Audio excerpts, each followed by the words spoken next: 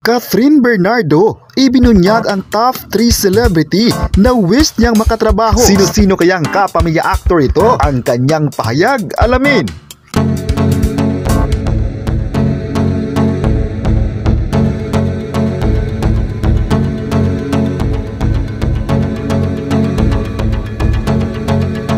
Vilma Santos, Piolo Pascual at Jericho Rosales. Sila ang ilan lamang sa bigating celebrities na gustong makatrabaho ng aktres na si Catherine Bernardo in the future. Sa isang panayam, humingi ng reaksyon ang entertainment reporter na si MG Felipe kay Catherine Bernardo matapos inihayag ni Piolo Pascual ang kanyang pagnanais na makatrabaho ang aktres sa isang proyekto. Para naman sa aktres, game na game siya sakaling mabigyan sila ng tsansa. Ayon pa niya, nagpapasalamat siya kay Piolo Pascual at gusto rin niyang makatrabaho si Papa P. Walang sinuman ang hindi gustong makatrabaho ng isang kapamilya actor. Alam din niya na nagkasama sila dahil pareho silang nagkaroon ng handler. Patuloy niya, nire-respeto niya ng gusto ang isang actor at bilang isang tao, minamahal niya ang mga tao dahil sa kanyang personality at yung isa sa mga traits niya ay na-inspire siya. At dito na nga, naipasok na sakaling may top 3 celebrities na wish niyang makatrabaho. Ang unang-una raw niyan ay ang tinaguriang star of all seasons na si Vilma Santos. Nabanggit din sa usapin ng aktor na si Jericho Rosales na isa rin sa mga nais makatrabaho ni Catherine. At speaking of projects, inusisa ni MG Felipe kung hanggang saan ba ang kayang i-explore ni Catherine Bernardo. Sabi ng aktres sa kanya, open na siyang makipag-collaborate at makipagtrabaho sa kahit na sino. Open daw siyang makatrabaho sa kahit sinong babae na alam niya may matutunan opportunities ngayon. Ang gusto lang niya ay buksan ang kanyang sarili at para sa bagong oportunidad. Niya ng kontrata with Star Magic at kakasimula lamang ang taong 2024. Aminado si Catherine Bernardo na super excited na siya sa mga movies na gagawin niya sa Star Cinema. Pero sa ngayon ay pinofocus muna sa mga bagay na para sa kanyang sarili na magpapadevelop para sa kanyang future na maging masaya para sa kanyang buhay. Samantala, sa gitna ng balitang hiwalayan, mukhang relate ang aktor na si Dominic Roque sa isang social media post na tungkol sa magjowa na naging strangers. Nag-viral ang komento ni Dominic sa isang Instagram video na shinare ng American photographer, writer na si Tyler Wayne Glass. Makikita sa comment section ang tatlong sad face ng mga emojis na naging reaction ni Dominic Roque. Mapapanood sa video ang background narration na isinulat ng writer na si Lina Carla at ito ang kabuuan at nakasalaysay sa nasabing hugot post na I need you to do something for me. I need you to let me go. You have to let me go, let you go.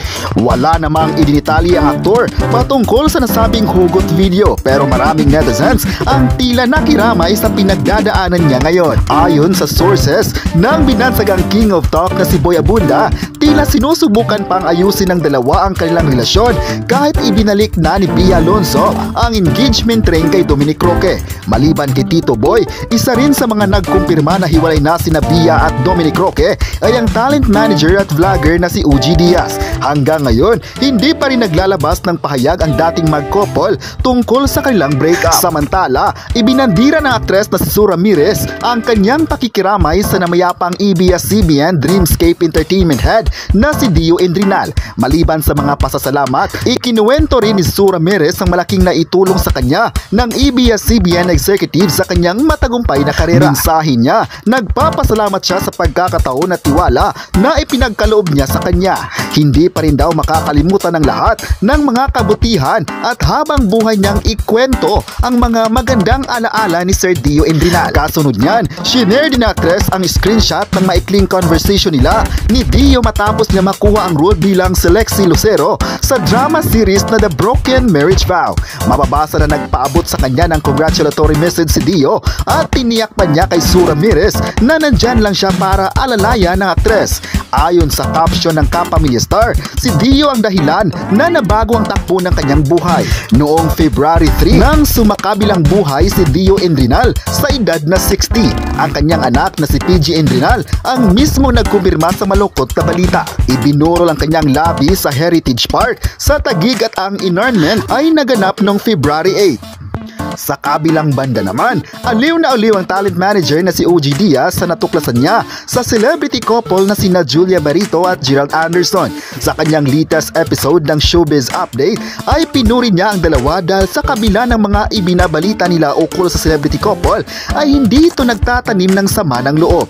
Nagkasama kasi sina OG Diaz, Julia Barito at Gerald Anderson nang bumisita sila sa burol ng yumaong si Dio Indrinal. Kwento ng talent manager, aliw na aliw siya sa dalawa habang nagkukulitan sila. Nakangiting sabi ni Gerald Anderson, si OG Diaz ang number 1 source ng chika at number 1 fan rin siya ng talent manager. Samantala, biniro naman niya ang kapamilya actor ng kanyang opinyon, ngunit hindi na natuloy kung kaninong issue ang balak niyang kunan ng reaksyon. Samantala, tila walang pakiang celebrity couple na sina Catriona Gray at Sam Melby sa mga kumakalat na chikang hiwalay na sila.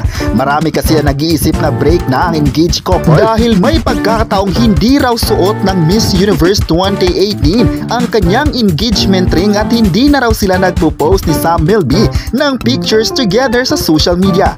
Ang mga chikang baka break na sina Catriona Gray at Sam Melby ay lumabas kasunod ng pag-iintriga ng mga netizens sa hiwalayang Bia Alonzo at Dominic Roque.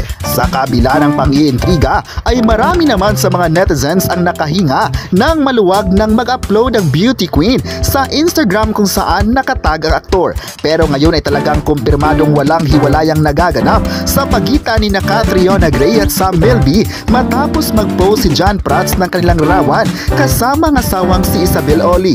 Tanging cooking emoji lang ang naging caption ni John Prats sa IG post. Sa kabilang banda naman, agad na itinanggi ng aktres na Sofia Andres ang mga naglalabasang chika na nagdadalang tao siya.